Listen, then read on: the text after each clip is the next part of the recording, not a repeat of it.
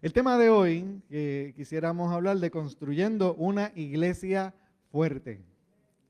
¿Qué te parece si oramos juntos? Cierras ahí tus ojos, pero mira, ¿qué tal si oramos juntos? Una oración sencilla, corta, pero sustantiva. ¿Se atreven a orar conmigo? Pues empiezo yo y ustedes me siguen. Padre, haz de mí una iglesia fuerte en el nombre de Jesús. Amén. Dice 2 de Corintios, capítulo 13, versículo 9, por eso, si ustedes pueden ser fuertes, nos alegramos de ser débiles. Oramos para que sean cada vez mejores seguidores de Cristo. ¿Qué te parece si ahora tú y yo leemos este texto juntos? Otra vez. Esto se llama una juntilla, porque estamos haciéndolo todos juntos. Ok, 2 de Corintios 13:9 dice, por eso, si ustedes pueden ser fuertes, nos alegramos de ser débiles. Oramos para que cada vez sean mejores seguidores de Cristo. Si tienes a alguien al lado tuyo, me gustaría que le dijera, voy a orar para que seas un mejor seguidor de Cristo. Wow, ustedes parece que desayunaron hoy. Bueno, esto se siente. Gloria a Dios. Mira, esa palabra fortaleza, fuerte. Yo sé que muchos lo asocian conmigo porque se me nota, pero no es el punto que yo quiero traer hoy, porque hay una fortaleza humana, una fortaleza de mundo que muchas veces pues la podemos asociar a dinero, a capacidad intelectual, a fama, a conexiones, a belleza, etc., etc. Entonces, ¿qué pasa? Ahora yo tengo esta fiebre del etc. porque a veces escucho gente de otras nacionalidades y eso es una norma, me parece interesante. Entonces, ¿qué sucede? Que antes de que Jesús viniera a la tierra, había esa expectativa de que viniera un guerrero, un rey, alguien poderoso, que influenciara y que dominara no solamente sobre Israel, sino sobre muchas naciones. Tú sabes que hay naciones particulares, porque hay naciones y hay naciones. Entonces, ¿qué pasa? Hay unas naciones que están, como quien dice, sobre otras naciones, en el sentido de que tienen una influencia, tienen presencia inclusive, hasta tienen bases militares en esos otros países. Y estoy hablando de múltiples naciones que tienen esas capacidades. No todas las naciones pueden hacer eso. Y entonces pues uno dice, wow, son poderosos, tienen mucho alcance, tienen mucha influencia. Y uno a veces, y la realidad es que la tienen. Eso es una realidad. Hay gente que realmente han logrado unas cosas en la vida por esfuerzo, por las capacidades, por las cosas que tienen. Eso es real.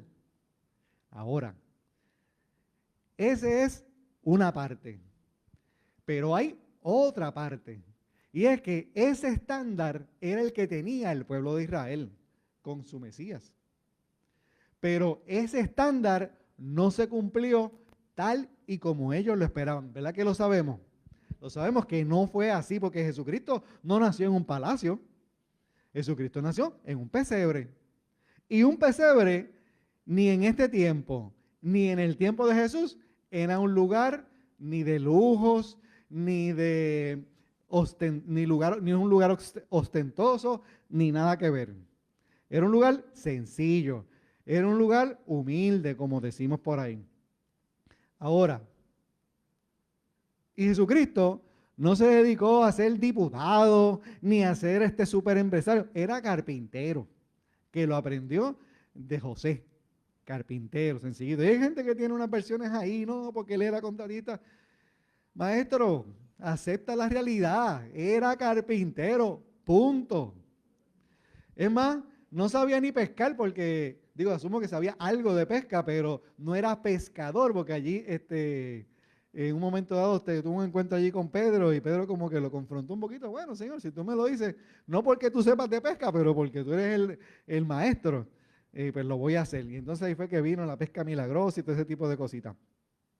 Pero mira, una de las cosas que tenía Jesucristo, te las voy a mencionar sin entrar en mucha profundidad, porque de esto nada más, de la fuerza de Jesús, podemos hacer, no una predicación, podemos hacer una serie del año entero. Pero una fuerza que sí Jesús tenía, con lo que Jesús sí vino, pues mira, tenía fuerza sobre el pecado y la tentación, tenía fuerza en la mansedumbre y la humildad, tenía fuerza en el sufrimiento y la resistencia, tenía fuerza sobre la naturaleza y lo sobrenatural, tenía fuerza sobre la muerte y tenía fuerza en su autoridad y reinado. Dice la escritura en Mateo 28, 18, eso no lo van a ver ahí, pero yo se lo voy a decir. Dice, toda autoridad, y esto es Jesús hablando, toda autoridad me ha sido dada en el cielo y en la tierra. Y toda es, exactamente, toda es toda. Y esa es la autoridad de Jesucristo. Y con ese es el que nosotros contamos. Y ese es el que venimos. Nosotros sacamos un domingo, todas las semanas mínimo. Y nos reunimos en grupos hogares y hacemos diferentes cosas. ¿Por qué? ¿Y por quién? Por Jesús. Porque ese sí que tiene fuerza. Ese sí que tiene la verdadera autoridad. Todo eso está chévere. Toda la fama, el poder, alcance, aquello, pero esto es otro nivel. Esto es otra dimensión. Y esa es la dimensión en la que nosotros queremos entrar. Pero esa es la dimensión, no solamente en la que queremos entrar, es que queremos entrar como su iglesia. Eso es lo que el Señor está construyendo. Eso que Él tiene, lo está poniendo en ti, en mí, que podamos vencer el pecado, que podamos movernos en autoridad, que podamos tener autoridad sobre lo natural y lo sobrenatural. Bueno, ¿y cuántos aquí son iglesia? Y lo primero que probablemente tú te dices, pero ¿y qué es la iglesia? Mira, Efesios 1:23 dice, y la iglesia es el cuerpo de Cristo. Ahorita hablaban de la iglesia como la novia del Cordero. Y eso también es, pero dice aquí en Efesios, y la iglesia es el cuerpo de Cristo, Él la completa y la llena. Y también es quien da plenitud a todas las cosas en todas partes con su presencia. Pero la completa y la llena ¿de qué? Pues te lo acabo de decir, de todo eso que es la fortaleza de Él, su fuerza en su autoridad, fuerza sobre la muerte, fuerza sobre lo natural, sobre el sufrimiento y la resistencia, mansedumbre y la humildad, pecado y la tentación. Mira, la iglesia necesita ser fuerte. La iglesia es fuerte, pero lo que pasa es que la fortaleza en la iglesia es algo que se construye, que se forma. Ese es el proceso de Dios. No es una varita mágica que ¡pap! Ahora tú eres fuerte. Magia. Yo declaro que soy fuerte. Sí, amén, lo creemos. Pero también la fortaleza va creciendo. Hoy, gracias al trato de Dios, a los procesos de Dios, yo soy más fuerte que ayer, que el año pasado, que hace 30 años. Soy más fuerte y seguiré más fuerte en la medida en que el Señor vaya haciendo algo en mí. Ahora. ¿Cómo es que Dios construye una iglesia fuerte? Pues yo te agradezco por preguntarme, porque el Señor usa muchas formas. Por ejemplo, el discipulado, la predicación. ¿Cuántos aquí son discípulos? Muy bien. Otra de las maneras en que el Señor hace que la iglesia sea fuerte es la persecución. Esa es una de ellas. Pero también hay otra que es así que está desde el Génesis hasta el Apocalipsis. Y es una práctica muy sencilla, muy potente y que te voy a hacer. ¿Quieres que te sea honesto? Te digo la verdad. A mí no me gusta esa práctica. No me fascina, no me agrada. Pero ¿sabes qué? Me ayuda, me bendice. ¿Alguien quiere saber cuál es esa práctica, esa técnica, ese método que Dios tiene para ayudar a ser fuerte? ¿Alguien quiere saber? Ahí está, ella quiere saber. Esa es la actitud que tenemos que tener. Dámelo ahí que yo lo quiero. Es La confrontación. ¡Iji! Entonces, mira qué pasa. La confrontación tiene muchos matices. Porque cuando tú vas a buscar la palabra confrontación, ¿verdad? Por definición, pues o sea, tú lo puedes aplicar de diferentes maneras. Por ejemplo, si tú eres una persona que está, vamos aquí a escoger unos colores para pintar aquí, pues entonces tú vas a confrontar, a comparar un color con el otro, cómo se ve el gris con el blanco, el verde con el amarillo, qué sé yo, algo así. También cuando tú vas a verificar que algo realmente pasó o es cierto, pues entonces tú vas a confrontar la información, el texto. Si tú vas a hacer un diseño y tú dices, bueno, voy a hacer aquí una pared, pues déjame medir. Y después de que se hizo todo ese diseño, tú vas y confrontas, quizás repasas el diseño que se hizo a ver si eso realmente está bien calculado, está bien hecho. O sea, que puede ser una comparación, un cotejar, un comprobar, un verificar, pero de la confrontación que yo te estoy hablando, es una confrontación que es más como un choque. Como cuando tú te encuentras con algo y que tú no esperabas, ¡pap! Y como uno como que reacciona. ¡Bum! Adiós, ¿qué pasó aquí? Y entonces, pues, muchas veces esa confrontación viene por uno de dos métodos. Puede ser que venga a través de una persona o puede ser que venga a través de una circunstancia. Algo sucedió y entonces, pues, yo vine y reaccioné. Pero algo sucedió como que, Ismael, pues mira, puede ser que a lo mejor pues, hubo una pérdida de un trabajo, hubo una muerte, hubo un divorcio, hubo un cambio. Por ejemplo, cuando estamos estudiando en las escuelas, pues un cambio de una escuela a la otra y de repente pues es como que un choque porque a lo mejor la cultura de la escuela o el grado o lo que sea, pues es diferente. Entonces, pues uno estaba acostumbrado a unas formas, a unas maneras, a lo mejor empezaba más temprano y el otro más tarde. A lo mejor es al revés, a lo mejor había que ponerse cierta ropa, entonces pues ese cambio, eso como que lo confronta a uno, como que lo azota, como que lo jamaquea. Y entonces pues tú sabes que también vienen las confrontaciones que son tipo guerra. Cuando hay por ejemplo protestas, pues a veces tú sabes que salen las noticias, no es que hubo una confrontación de los protestantes con la policía. Entonces, pues eso se le llama una confrontación, pero entonces pues las circunstancias a veces confrontan a uno. A mí me ha pasado varias veces. Mira que pasó una vez con la confrontación. Cuando yo tenía un trabajo, cuando tenía 18, 19 años, era una tienda de zapatos. Y entonces, pues, ¿qué pasó? Tuve un accidente. Yo tuve un accidente no en la tienda, yo tuve un accidente en mi carácter personal, porque yo soy un ser humano, pero por alguna razón, y particularmente en ciertas edades que tenía, a veces me confundí entre el hombre y el mono. Y entonces, pues, me trepé en una verja y dije, de aquí yo brinco. Y brinqué. El único detalle fue que el mahón se quedó encajado en la verja y la cara mía dio contra el piso. Yo estoy vivo de milagro.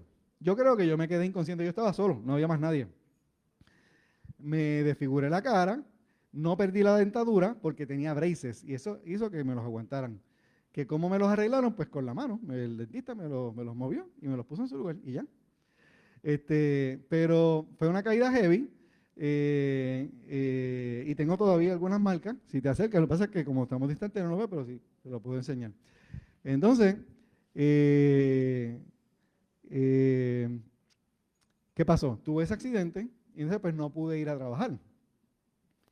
¿Y qué sucede? Que los compañeros de trabajo, había un compañero que yo le tenía mucho aprecio y yo decía, este es mi amigo. Y habíamos hecho muchas cosas juntos y habíamos tenido diferentes experiencias. Y yo digo, este es mi amigo, mi pana, mi hermano, mi bro, yes. Pero ¿qué pasó? Que cuando yo me recupero de mi accidente y me reintegro otra vez a las labores, pues una de las muchachas, que se llama Rosa, hace muchos años, Rosita, no es la Rosita que conocemos por ahí, es otra, Y entonces ella me dijo, mira Ismael, ¿estás bien? Chévere. Mira, yo realmente no te quería decir esto porque estas cosas a mí no me gusta hacerlas, pero yo quería hablarte un poquito de del pana tuyo. Y entonces cuando el pana tuyo, tú estabas por allá, él se pasaba diciendo un montón de cosas, no se las voy a decir ahora para que no se le llene la mente de cosas que no aportan, pues empezó a decir cosas de mí, etcétera. Y obviamente, Rosita era una muchacha bien seria, no era un titerito como yo. Pero, y entonces pues ella me dijo eso y yo sabía que era verdad. Lo que pasaba era que yo no lo quería ver. O sea, yo estaba enfocado en que este es mi pana, pero lo que ella me estaba diciendo era verdad porque ya yo lo había visto. Lo que pasa es que yo no lo quería aceptar. Entonces, ¿qué pasa? Fui confrontado con una realidad de que el que yo pensaba que era mi hermanazo, no lo era. Y entonces, pues, esas cosas son dolorosas cuando uno tiene aprecio por alguien, cuando uno espera que esta persona, ¿verdad? Ese es mi hermano, ese es mi amigo, ese es uña y mugre conmigo, se traga la sangre por mí, olvídate. Eh, pero no pasó. Y así hay muchas circunstancias que a veces nos confrontan. Circunstancias. No me dijo, me lo dijo ella de lo que pasó. Y hay veces que pues, yo he sabido de gente que están en un velorio, se le muere un familiar y de alguna manera el Señor los toca y dicen, ¿sabes qué? Yo tengo que cambiar mi vida, yo necesito de Dios. Aquí han venido gente porque a través del proceso de duelo de un familiar han decidido caminar con el Señor. Eso ha pasado. ¿Cuántos conocen a alguien que le ha pasado eso? Porque son momentos que confrontan. Me disculpan que me voy a tomar un poquito de agua. Entonces, hay un refrán por ahí en la calle que dice, la verdad duele. ¿Alguien lo ha escuchado? Sí, la verdad duele. Déjame decir algo rápido, pero bien importante. Yo estoy hablando de la confrontación hoy, pero esto no es un permiso, porque ahora voy a confrontar aquí a Tutilimundi, a decir las cosas como me salgan, porque no. De eso no es lo que estamos hablando y te lo voy a aclarar más adelante. Pero en la Biblia hubo muchos momentos de confrontación. Empezó en Génesis, el Señor confrontó a Adán cuando Adán estaba escondiéndose y que estaba sin ropa. Y el Señor le pregunta, pero ¿y quién te dijo a ti que tú estás sin ropa? Entonces, y allá confrontó a Caín. Y Caín le dijo, mire, el Señor le dijo, mire, ¿dónde está tu hermano? Y entonces, yo no soy igual a la de mi hermano, le respondió Caín. ¿Qué está pasando con esto? Cuando a Esther, Mardoqueo, su tío, la confronta, le dijo, mira, pero, ¿y si para este tiempo es que tú viniste? Y si este es tu tiempo ahora para tú, realmente no era para ser reina, era para salvar al pueblo de Israel. Y entonces, ¿qué pasa cuando también David fue confrontado por el profeta Natán? Cuando David había hecho una atrocidad y entonces el profeta fue allá y lo confronta haciéndole una historia de alguien que cometió una injusticia con alguien y después él se vira para atrás y le dice, no, si ese eres tú. Y entonces ahí David fue confrontado y por de ahí es que sale el Salmo 51 y todo eso. Entonces también Nehemías fue confrontado por las circunstancias que estaba viviendo, circunstancias terribles que estaba viviendo el pueblo de Israel, específicamente Jerusalén. Y entonces es que él decide. Mira, Nehemías no tenía ni una formación política, ni de liderato, ni de construcción, pero se tomó unas iniciativas no porque las capacidades que él tenía, sino por la necesidad que había. Y esto yo lo he compartido con otras personas que hace un tiempo yo aprendí que los líderes no nacen ni se hacen. Los líderes emergen. Cuando hay una necesidad, alguien sale y toma la responsabilidad. No, esto es importante. Tú sabes que a veces que a uno hay cosas que le dan coraje. Muy probablemente cosas que te dan coraje son tu llamado al liderato. Pero ese es otro tema, te lo dejo ahí para que lo mastique un ratito. Entonces, y así siguen las confrontaciones como cuando, por ejemplo, Jesús confronta a Pedro y le dice, apártate de mí, Satanás, porque espérate, yo vengo con un plan de trabajo, yo estoy enfocado para donde voy, no me distraigas de eso. Claro, eso en el momento Pedro probablemente no lo entendió de todo, pero eventualmente lo entendió. Y lo mismo confrontó a los discípulos, mira, ¿qué pasa? Que ustedes no pueden orar conmigo ni una hora. Y en el final de la Biblia, tú vas a ver que hay una confrontación con las 7 iglesias. Te voy a leer una, que es la iglesia de Éfeso, que fue la primera que confrontó. En Apocalipsis 2:2 dice, yo sé todo lo que haces. He visto tu arduo trabajo y tu paciencia con perseverancia, pero tengo una queja en tu contra. No me amas a mí, ni se aman entre ustedes como al principio. En otras versiones dice, has perdido el primer amor. Y entonces, pues, como te dije, desde el Génesis a Apocalipsis, eso es lo que Dios usa para construir una iglesia poderosa, una iglesia fuerte. Te dije que no me gusta la confrontación, ¿verdad? No me gusta, no me sigue gustando. Después de todo esto, no me sigue gustando. Pero sé que me ayuda, sé que me bendice. ¿Cuántos están listos para ser bendecidos, para estar fuertes, para hacer esa iglesia fuerte? Mira, la confrontación tiene dos caras. Está cuando yo confronto, que es necesario en muchas ocasiones confrontar gente. Hay que saberlo hacer. Es bueno aprender a hacerlo. Y la Biblia te da muchos modelos y te da muchas maneras de cómo hacerlo correctamente. Porque la confrontación es necesaria. Los padres necesitamos confrontar a los hijos. Y a veces los padres necesitamos que los hijos nos confronten. A mí me han confrontado mis hijas. Vamos a decirlo de esta manera. Mis hijas me han confrontado a veces directamente y a veces indirectamente. Pero igual, lo importante no es si es directo o indirecto, es cómo yo brego con esa confrontación. Así que en el día de hoy, aunque hablamos de las dos fases, que está cuando yo confronto, vamos a hablar más de cuando soy confrontado. Muchas veces no manejo bien la confrontación porque pongo barreras, pongo límites, pongo paredes. En el mundo legal, cuando una corporación se quiere proteger para que no lo toquen, unos abogados que me dan unos training a mí dicen que la mejor manera de proteger los activos de una corporación es poniendo paredes, poniendo barreras.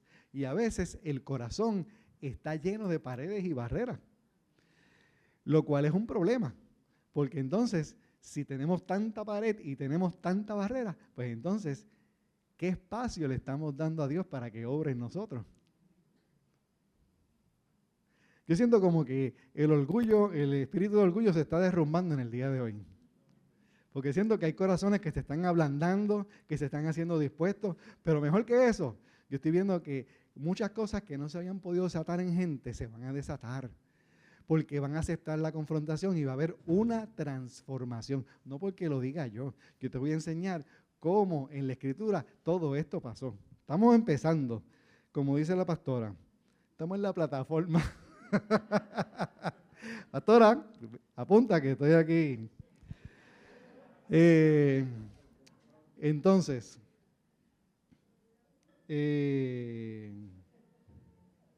vamos aquí a, tengo una excelente situación y es que creo que se me trasbulequearon aquí los versículos.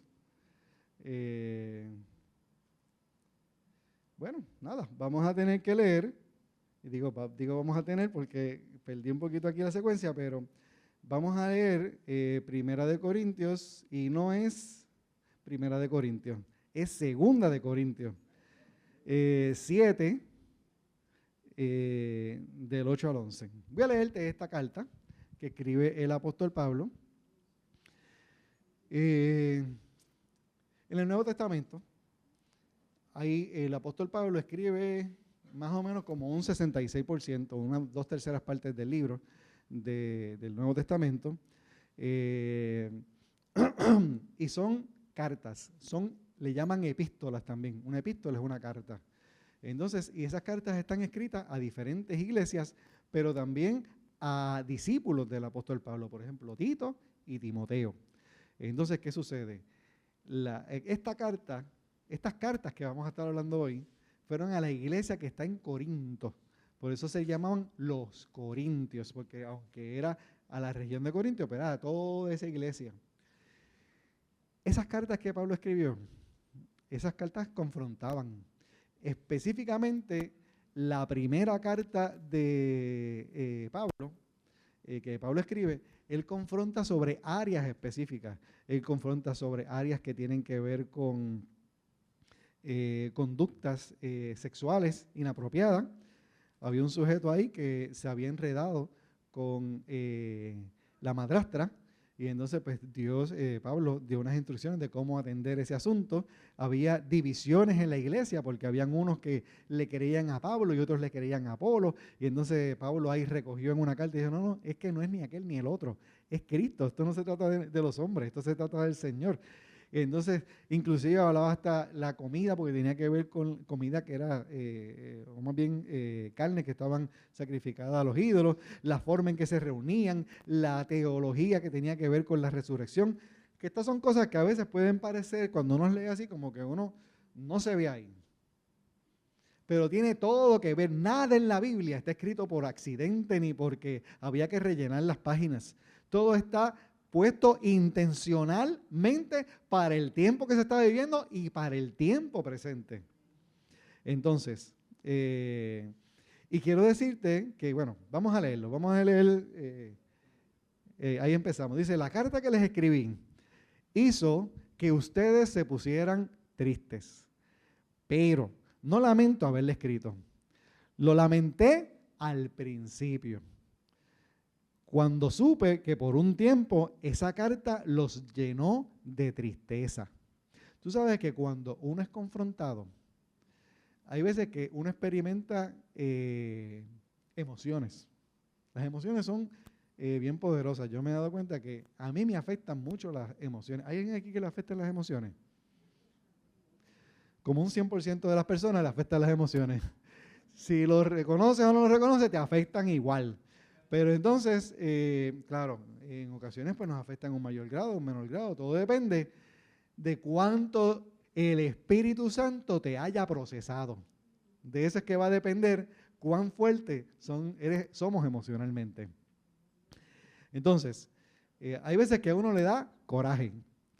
Una cosa que yo he hecho cuando me han confrontado es que me he querido defender. No, ¿por qué? Es que tú no sabes qué. Yo sé que aquí nadie se defiende cuando lo confrontan. Pero yo sí te puedo decir que cuando yo me he defendido, al final del día, he descubierto, oye, a veces que uno tiene que hacer aclaraciones. Está bien, o sea, y se recibe porque yo muchas veces he confrontado a alguien y cuando me hace la aclaración, me doy cuenta que no tenía toda la información y me equivoqué. Eso me ha pasado también. Pero hay veces que cuando es evidente y es contundente, simplemente pues recibe y brega con eso. Mira, hace como 2 años, quizás, casi, yo tuve una reunión con un cliente y yo le estoy preguntando unas cosas y yo le digo, mira, aquí tienes unos posibles, ¿verdad?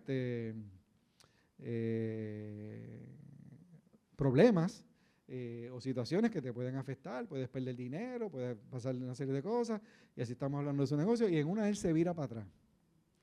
Entonces mi cliente es una persona que yo lo conozco hace muchos años, más de 20 años, y él es una persona un poquito, déjame ver cómo te lo puedo decir, es un poquito rough, tiene un verbo un poquito callejero, y un poquito vulgar también, y te dice las cosas sin rebuscar mucho, sin mucha decoración, págata. Ahí te lo puede decir y típicamente no te lo dice bien, ¿ok? No te lo dice en amor, para nada, cero, pero te lo dice. Esto no me gustó porque tú eres esto, Aquí tiene. Entonces, pues, ¿qué pasa? En esta conversación que estamos teniendo, él se vira para atrás, rácata, y empieza a decirme, ran. Y yo casi iba a empezar a defender y a como que vamos a recoger para seguir. No, pues no, eso no pasó. No pude recoger. Él siguió por ahí en el rants y tú esto y tú lo otro y tú estás más mal que yo. Y, ¿sabes? Yo no lo estaba acusando. Digo, eso pienso yo que no lo estaba acusando. Pero él entró ahí en una defensiva y y tú sabes qué pasó.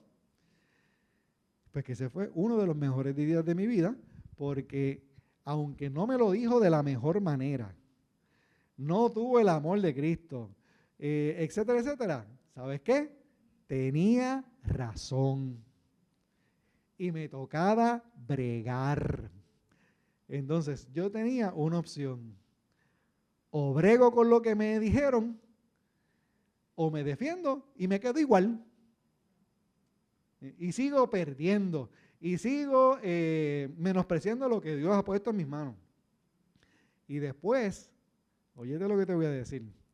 Después otro día tuvimos una reunión y entonces, que no tenía nada que ver con negocio, porque ya yo estaba, espérate, vamos a hablarle de otras cosas porque, bueno, el punto es que tenemos esta reunión, un desayuno, y yo oro. Yo empiezo a orar, Señor, guíame, Señor. Porque lo que pasa es que como ya teníamos esta situación, esta tensión entre ambos, pues yo me vi en la obligación de buscar al que me da la respuesta para que se metiera en las situaciones de mi vida. Entonces, empezamos la reunión. ¿Cómo tú estás? ¿No habías venido aquí? No. Y en una le digo, mira, yo te quería decir, porque el Señor me dijo unas cosas para él. Yo te quería decir tal cosa. ¡Pap! Y aquí el hombre empieza a llorar allí en la reunión. Y entonces, y yo empiezo a hablar. Yo sentía que no era yo hablando. Y ya habla aquí, habla. Pasaron 2 horas y media. Él decía, pero es que sigue hablando, ¿no? Pero es que yo no puedo seguir hablando porque tú no vas a manejar todo lo que yo te puedo decir ahora. Es demasiada información. Toma esto que te estoy diciendo. Te voy a dar una asignación, por así decirlo. Te voy a dar un proyectito para que bregas ahí y brega con eso. Y aquel hombre estaba tocado con un hambre, con una cosa, ¿sabes? El Señor se metió en esa reunión. Y entonces, pues, la relación de nosotros ahora está más fuerte que nunca. Siempre tiene su reto, porque hay cosas en su vida y en la mía que todavía están en proceso, pero esas son las cosas que Dios hace. Esa historia no se ha acabado, esa historia continúa, ahora con nuevos retos, con nuevas circunstancias. Pero cuando uno recibe una confrontación, la procesa y deja que Dios trabaje con uno y uno empieza a hacer cambios, pues entonces uno le da la oportunidad al Espíritu Santo para que se mueva. Te acabé de leer aquí que Pablo pues le dijo, cuando supe que por un tiempo esa carta los llenó de tristeza. Y ahora el versículo 9 dice, pero ahora estoy contento. Recordemos que en este contexto es Pablo el que confronta, porque esa tristeza que hizo que ustedes cambiaran. O sea, en otras versiones dice que volvieran a Dios, que se arrepintieran, que se transformaran, que tuvieran un comportamiento distinto. Y sigue leyendo en ese versículo, y que le pidieran perdón a Dios. En realidad, Dios así lo quiso. Por eso no creo que hayamos hecho mal al escribirles. Cuando Dios los ponga tristes, o sea, los confronte, no lo lamenten. Si tienes a alguien al lado tuyo, dile, no te lamentes por la confrontación. Pues esa tristeza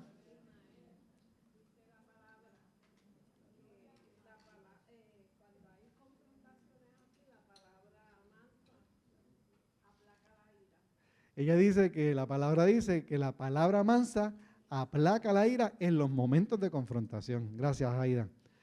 Entonces, Ada, perdón. Ok, ¿dónde estoy? En el 10. Dice, cuando Dios los ponga tristes, o sea, los confronte, no lo lamenten. Eso creo que lo leí, pero lo estoy repitiendo porque a ustedes les gustó.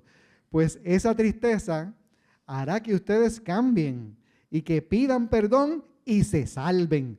Pero la tristeza provocada por las dificultades de este mundo los puede matar. A rayos. Qué bueno que Dios los haya hecho ponerse tristes. Vaya cambio que tuvieron. Así pudieron darse cuenta de que soy inocente. Y hasta me defendieron. Esto es por algo que pasó, pero no vamos a profundizar ahí. También se enojaron y tuvieron miedo de lo que podría suceder. Sintieron deseos de verme y castigaron al culpable.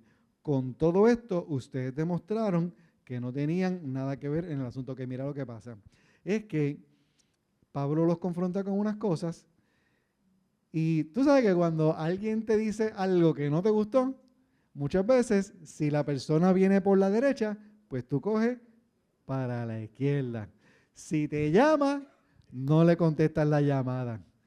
Si te toca la puerta, las luces no se prenden.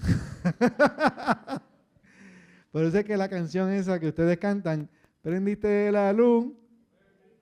Por eso. Entonces, pues, aquí hay unos cuantos parranderos, ¿sabes? Ay, Señor. Y entonces, pues, ¿qué sucede? Que... Se me fue el hilo. Que fue una bendición que Pablo los confrontara. Yo estuve buscando cuál fue esa carta, cuál fue la carta que Pablo escribió. Entonces yo empecé a buscar, a lo mejor algunos de ustedes que tienen estos recursos, ¿verdad? Bien chévere. Pero yo empecé a buscar todos los recursos habidos y por haber de cuál fue específicamente la carta que Pablo escribió, que los hizo a ellos tristes, etcétera, etcétera. Y la realidad del caso es que habían opiniones divididas, pero la mayoría de la gente que habían estudiado esto y que empezaron a mirar decían que la carta que Pablo escribió fue Primera de Corintios. Y realmente, Primera de Corintios son la combinación de varias cartas consolidadas en una, donde toca todos esos temas de la división de la iglesia, de los pecados sexuales, de una serie de cosas. Esa confrontación, pues, que duró toda una epístola, pues es a la que se refieren. Hay otros que dicen que fue específicamente al muchacho este que le dije ahorita, que estaba metiendo mano con la, perdonen que lo diga de esa manera, con la madrastra. Es que pues, yo me creo que estamos en familia, perdónenme. Editen eso ahí para que la pastora no lo vea. Déjame tomar agua para santificarme la boca.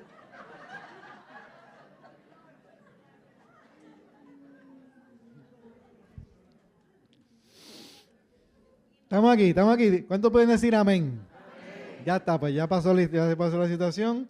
Seguimos con lo que vamos.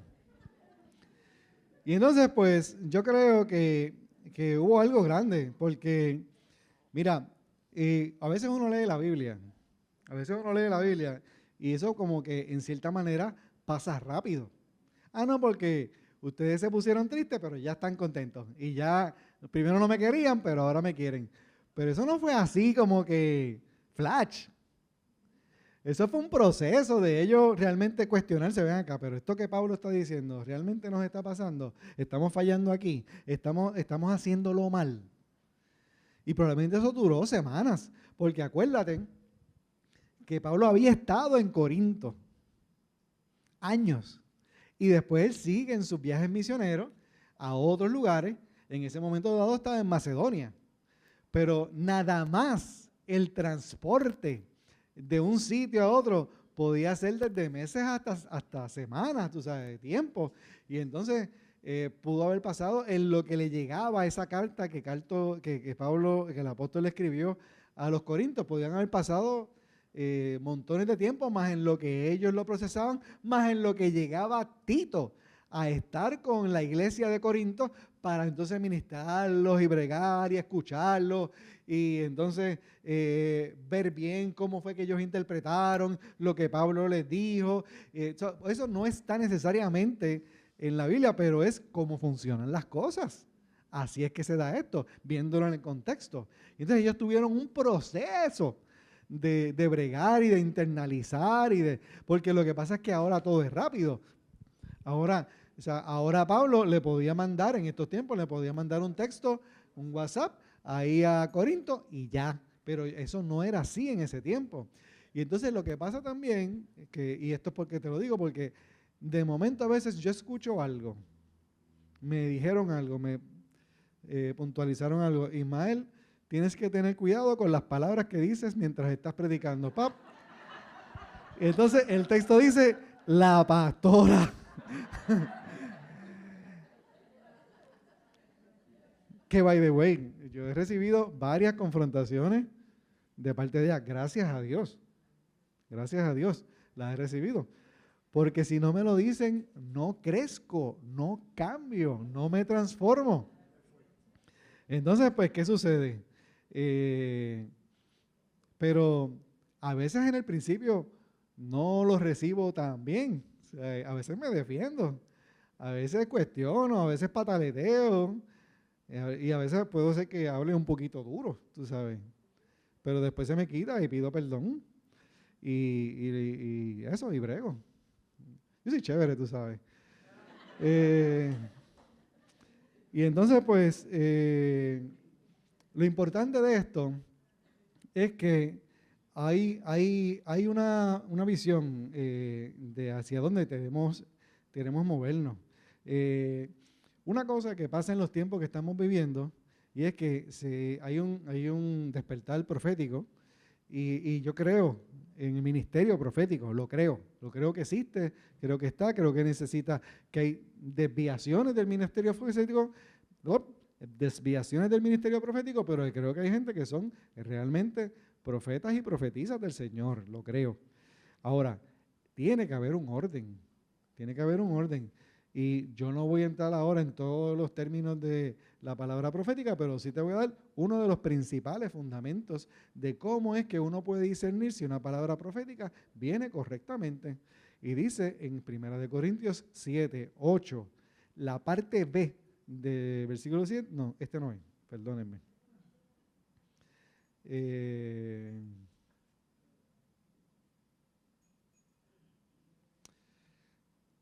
Dice, el que profetiza, esto está en 1 Corintios 14, 13, te dije un versículo, aquel no era, discúlpame. Es que cambié el orden de las cosas y me aturdió la mente. Dice, el que profetiza, habla a los demás, oye, de estos tres pilares de la palabra profética, tres. Número 1, para edificarlos. Número 2, para animarlos. Y número 3, para consolarlos. Cualquier persona que se salga o se desvíe de eso, detrás de que está dando una palabra de profética que el Señor dice, hay que tener cuidado. Hay que tener cuidado, hay que evaluar. Y otro de los fundamentos es que se evalúa la palabra, no la persona. ¿Ok? Porque, ¿qué pasa? ¿Qué pasa si no hay confrontación? Pues mira, Corintios lo dice bien claramente. Gracias a que Pablo intervino, pues entonces en Corinto estaban habiendo divisiones, pero al Pablo confrontar, ¡pap!, se le pone un detente a la división. Déjame decirte que el trabajo del enemigo es dividir no solamente a la iglesia, divide los matrimonios, divide la familia, divide la comunidad, divide el ambiente laboral. Maquiavelo decía, divide y vencerás. Pero ese no es el trabajo de Dios. El trabajo de Dios es la unidad. Somos y tenemos que ser uno como iglesia, porque somos el cuerpo de Cristo, porque somos la novia del Cordero. Pero no necesariamente somos uniformes. Tenemos un común denominador. Y el común denominador es nuestro Señor y Salvador. Pero no somos uniformes, porque cada persona aporta algo. Hay unos que son creativos, otros son estructurados, unos son más comunicadores, otros son más que escuchan. Y así hay diferentes virtudes en cada uno de los miembros de la iglesia. Es importante que si hay confrontación, pues al pecado, corremos el peligro de que si no hay confrontación, al pecado lo pueden llamar bueno, cuando el pecado lo que trae es muerte. Otra cosa que pasa cuando no hay confrontación es que puede haber desorden. El ambiente del enemigo es el desorden. Y hay veces el desorden empieza, número 1, en la mente. Pensamientos desordenados. Pensamientos que cuando un pensamiento no tiene orden, es que no conoce verdad o no está activando la verdad de Dios. La verdad está en la palabra de Dios. Entonces, pues si yo no conozco la verdad, pues entonces abrí la puerta al desorden. Cuando alguien me dice, no es que me da mucha dificultad leer la palabra, pues esa persona necesita autoconfrontarse con la necesidad que tenemos de la palabra, porque la palabra de Dios es vida. Y si no estamos teniendo vida, ¿qué estamos teniendo? Entonces, y por último, una de las cosas que pasa cuando no hay confrontación es que se menosprecia la obra redentora de Dios. O sea, empezamos a menospreciar que Jesucristo sí murió por nuestros pecados, pero también resucitó. Entonces, ¿qué pasa? Y venció la muerte. Y en la cruz, Él venció al pecado, la enfermedad, la maldición, la muerte.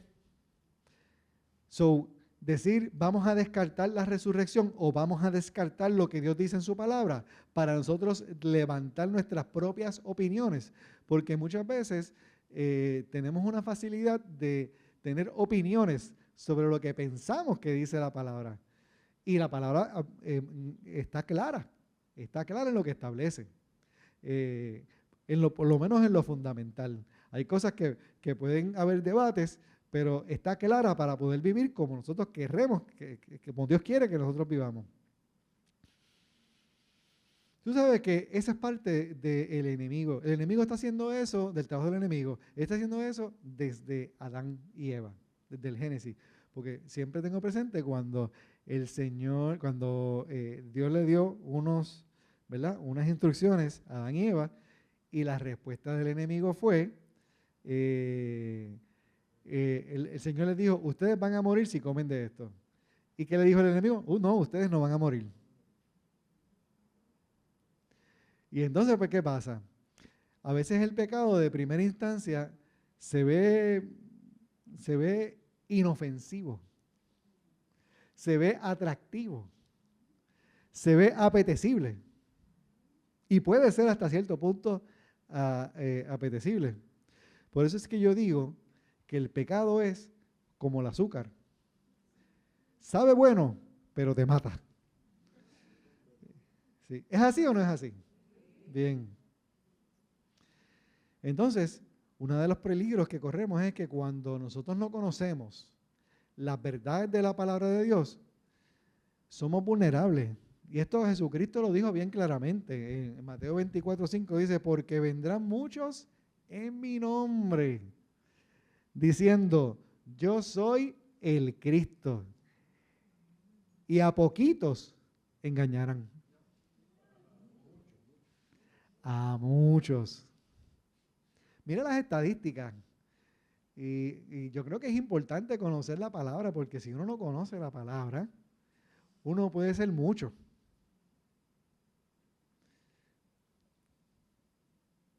¿Sabe que a veces esto puede ser contraproducente? Porque dice, vendrán muchos en mi nombre. Y a veces uno tiende a pensar, pero ¿y cómo es posible? Por ejemplo, los fraudes. Yo he visto que a través de los tiempos, los fraudes se repiten. Es el mismo fraude. Va evolucionando, tiene otras herramientas, tiene otros contextos.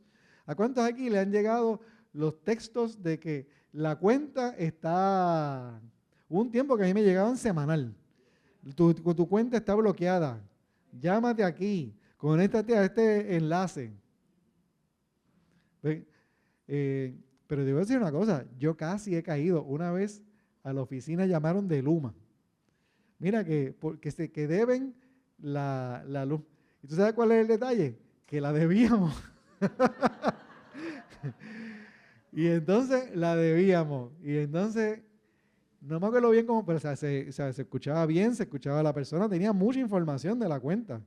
Y dije, wow, pues la van a tumbar. Y yo, de momento como que me autoconfronté, el Espíritu Santo me ayudó, pap. Y dije, espérate, ¿qué es esto? No, porque entonces yo voy a enviar, porque que la pagues ahora, porque si no vamos a enviar a alguien para que la corte ahora. Y como yo caí en cuenta, y yo entré a la cuenta, y yo dije, no, pero es que yo lo pago yo lo puedo pagar por internet, no, pero págalo aquí porque es que se tarda en registrarse, la persona fue astuta. Fastuta, se tarda en registrarse, y entonces para evitar que la persona vaya y te corte, pues, y yo le dije, pues, vamos a hacer una cosa, mándalo a cortar. Lo puedes mandar a cortar ahora mismo, en confianza, mándalo, y yo lo voy a estar esperando. Le voy a preparar un café. No le dije eso, no le dije eso. Pero casi caigo, porque empezaron con mi viejo, ahí es que está el detalle, ahora me acordé. Empezaron con mi viejo y papi como que no, como que se desorientó de momento. Entonces pues yo cojo la transacción, parece que ya mi viejo le había dado información. Y entonces por eso era que tenía tanta data. Entonces pues ahí entro yo y pudimos detener el ataque. Mira, como te estoy diciendo que hay unos peligros cuando no hay confrontación, también te puedo decir que qué es lo que quiere Dios. ¿Cómo es que Dios está haciendo este proceso de la confrontación? Miren, yo hoy no los vengo a confrontar. Yo no los vengo a confrontar. Yo simplemente los estoy preparando. Es un tipo de preparación, porque es que vamos a necesitar ser confrontados para poder ser fuertes. Lo necesitamos hoy, lo necesitamos mañana. Y entonces, a lo mejor ese día que nos llegue el día de la confrontación, nos vamos a resistir, vamos a poner freno, vamos a poner muralla, vamos a poner barreras. Pero como ya, acuérdate que la palabra es una semilla. Hoy estamos sembrando una semillita, cácata. Y entonces, la semilla es un trabajo en silencio invisible. Porque cuando se siembra una semilla, uno no ve lo que está pasando ahí en la tierra, pero está pasando algo. Están empezando a soltarse las raíces y muchas veces empieza a germinar eso que está allá abajo porque está recibiendo el agua, está recibiendo los nutrientes de la tierra y eventualmente va a buscar la luz, va a salir a la luz. Hoy estamos sembrando una semilla. Hoy estamos sembrando una semilla para que nosotros podamos vivir en unidad. Dice aquí en 1 Corintios 3:7. Así que lo importante no es quién anunció la noticia ni quién la enseña. El único importante es Dios, que es quien aumenta nuestra confianza en Cristo. En ese momento, Pablo está confrontando a la iglesia porque había esta división de a quién creerle, quién era más líder que quién enseñaba mejor, quién predicaba mejor, quién era más ungido, whatever. Y entonces Pablo se está autodescartando y está descartando a su consiervo Apolo, que fue discípulo de él también, y entonces está poniendo las cosas en perspectiva. Esto no se trata de mí, ni de Apolo, se trata de Cristo. O sea, ¿sabes qué? Todo en la vida se trata de Cristo. Tenemos un conflicto matrimonial. ¿Quién tiene la razón? ¿Sabes qué? Ni se trata de si yo tengo la razón o si tú tienes razón. Se trata de que está Cristo aquí metido en este ambiente. Hay paz entre nosotros. ¿Cómo lo podemos alcanzar? Porque hay cosas en las que nos podemos poner de acuerdo y hay cosas en las que vamos a tener que ceder. ¿A cuántos aquí les gusta ceder? A Willy nada más. Entonces, pues, otra cosa que Dios quiere que hagamos es que vivamos en santidad. Dice 1 Corintios 6, del 11 al 12. Y algunos de ustedes eran así. Si tú tienes a alguien al lado, le puedes decir, tú eras así. Pero Dios les perdonó esos pecados, los limpió y los hizo parte de su pueblo.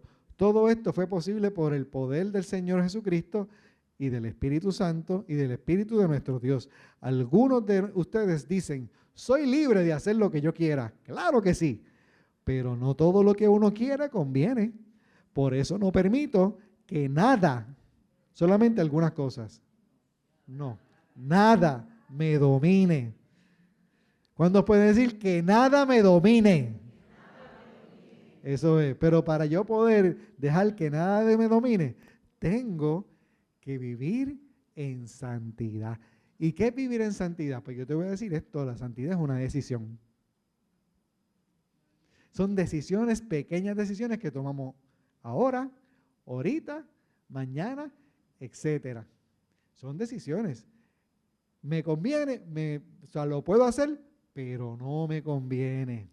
déjame separarme, déjame mirar bien lo que voy a escoger, cómo voy a hablar, cómo voy a pensar, con quién me voy a relacionar, qué influencia voy a tener.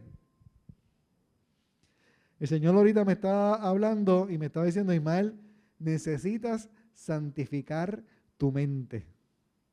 Porque a veces hablamos de santificar los ojos, que hay que hacerlo, santificar los oídos, lo que escuchamos, etcétera, etc., etc. Pero, ¿qué tal si empezamos con la mente? Está buena. ¿Cómo santificamos la mente?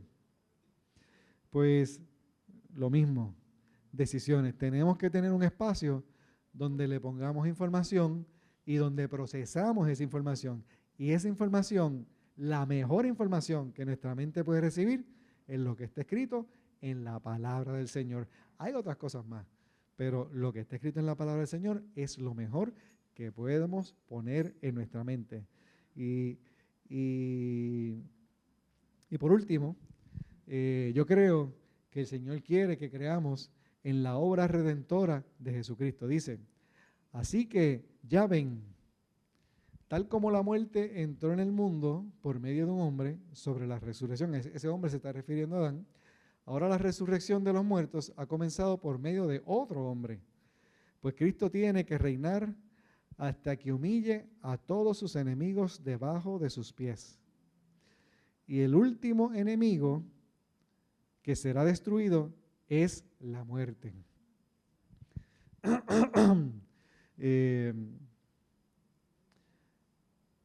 Se habla de que el mayor temor que el ser humano puede tener puede ser el temor a morir. Y es interesante que Jesucristo tuvo como propósito de vida y misión de vida morir por ti y por mí. A eso fue que Él vino, a dar su vida. Y yo creo que cuando más un cristiano gana es cuando más entrega.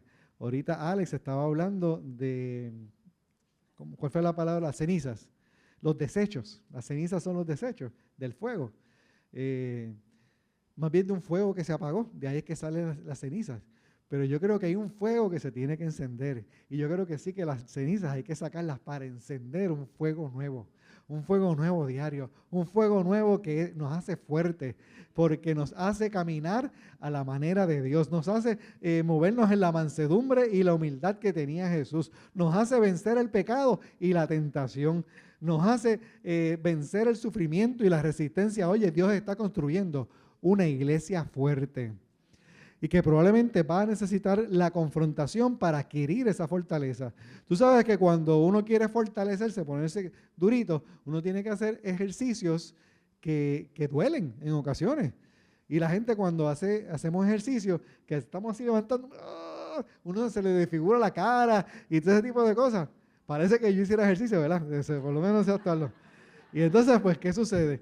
Que así mismo pasa con la confrontación, no te figuramos, nos gusta, nos sacudimos, etcétera, pero al final del día estamos como los corintios. Dice que los corintios no querían saber de Pablo al principio, pero después lo amaban, querían volverlo a ver, querían bendecirlo, ellos estaban felices por los cambios que habían hecho, por las decisiones que habían tomado. Y entonces ahí es que hubo ganancia, ahí es que la iglesia fue fuerte. Amén. Quiero orar por las personas que están ahí en la transmisión de las redes sociales. Los bendigo en el nombre de Jesús y declaro que el Señor hace algo bueno a través de sus vidas, ayudándolos a ser iglesia fuerte, ayudándonos a estar fortalecidos en Él y a ser un reflejo de Él en donde quiera que vayan. En el nombre de Jesús, sean bendecidos.